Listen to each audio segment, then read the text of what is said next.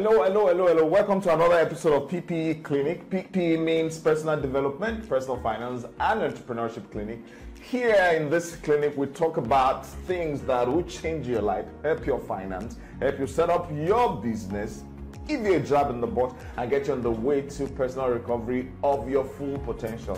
And that is what we do here. We give you that boost that will help you step on the next journey relevant for your life. Today we're going to be talking about a question that somebody had asked me, and the question is this: what are the considerations when you want to invest in any particular kind of scheme or instrument or whatever it is, assets that you want to invest in? What are those considerations? And I took the time to think about it. I said, well, I have about 5 considerations that I usually put forward when I'm considering any such investment, and that is what I'm just going to quickly roll out today.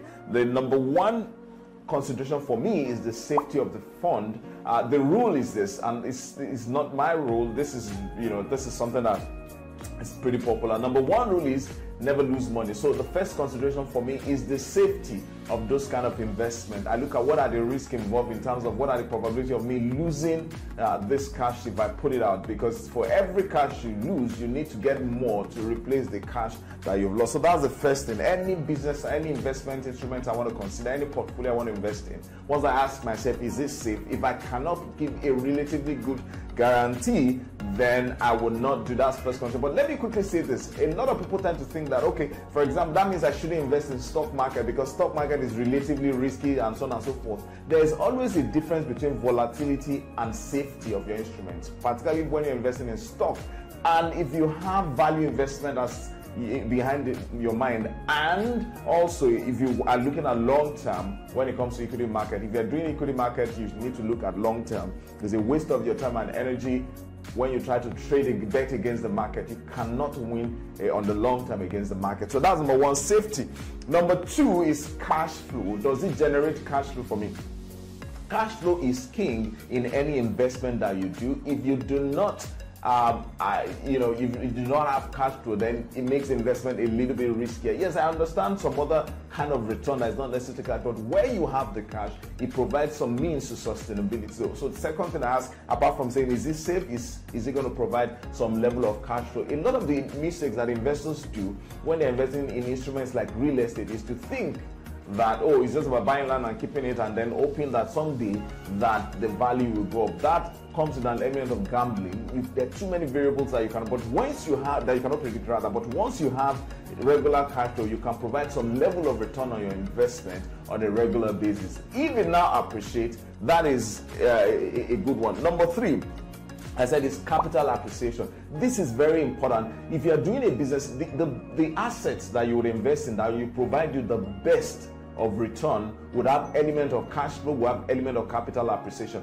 which is why, and those are the top assets. For example, investing in equity, or that's investing in a company, whether SME, whether private equity or co, provides you cash flow, provides you capital appreciation. Capital appreciation, while it might not be immediate in terms of cash in your hand, provides the seed for the future. So you must look at it, will it appreciate over the long term? For most people, when they're investing in different schemes, now they just look at it, they invest tomorrow, they get back their money, and then they spend it. No, you need to take it. Does it have some level of increase in value over a period of time? Because anything that is not increasing in value is actually reducing in value, because inflation would affect it. So the third consideration I usually have when I'm investing is, apart from safety, apart from cash flow, is would it appreciate? Which is why my favorite instrument, my favorite asset, includes investing in businesses, investing in equity, investing in real estate, because this instrument provides some of those appreciation that I can actually use to compound my return over the long term.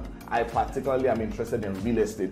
And by the way, let me just make a detour here. For those of you that might be interested in real estate and you're invested in institutional grade real estate that will provide you solid return, you might want to consider our platform, 1sqm.ng. It's a platform that will allow the ordinary man on the street to participate in investment, either to one available to you. You're looking at short-let apartments, you're looking at large-scale residential apartment consisting of 5 to 10 units, that can grow, can provide some level of appreciation. But that's not what we're talking about today. The number 4 point that I've said safety, I've talked about cash flow, I've talked about capital appreciation and sustainability. This is particularly appropriate if you're investing in instruments like stock. You need to look at the industry you're investing in, the company you're investing in. Is the market growing? Is there a market for them at all? What are the competition like? What is landscape like? What is the probability of them continuing after a period? People have invested in stock market and then the company closes down. For example, I know a friend who said he will never invest in stock market because he invested in PHP at that time, and today the stock is nothing to write home, is virtually zero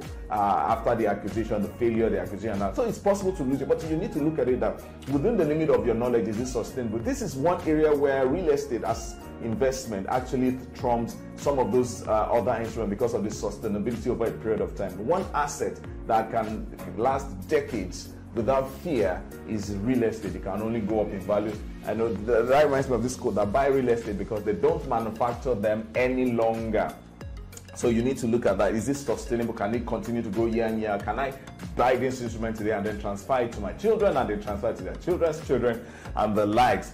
That is the fourth consideration. I said cash as safety, cash flow, capital appreciation, and sustainability. Those are the 4 points. But the last one, which is not, if you're not careful, is not necessarily present in a lot of instruments that are okay, is ability to control your investment, which you have if you're investing and taking majority share in a business, for example, and also is also present when you have real estate as part of as the asset you want to invest in. The stock market, there's nothing much you can't control it.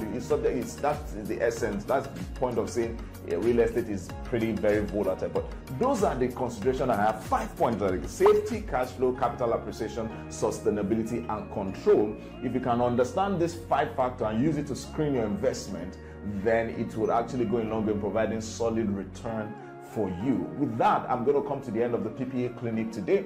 And before I go on, I'd like to kindly follow our page at Casafina Capital on Facebook, at Casafina Capital on Instagram and Twitter, and then go subscribe to our channel. You're going to be getting more of these videos that talk about things you can go use in your investment and personal life and in your finance and so on and so forth. Follow us, Casafina TV.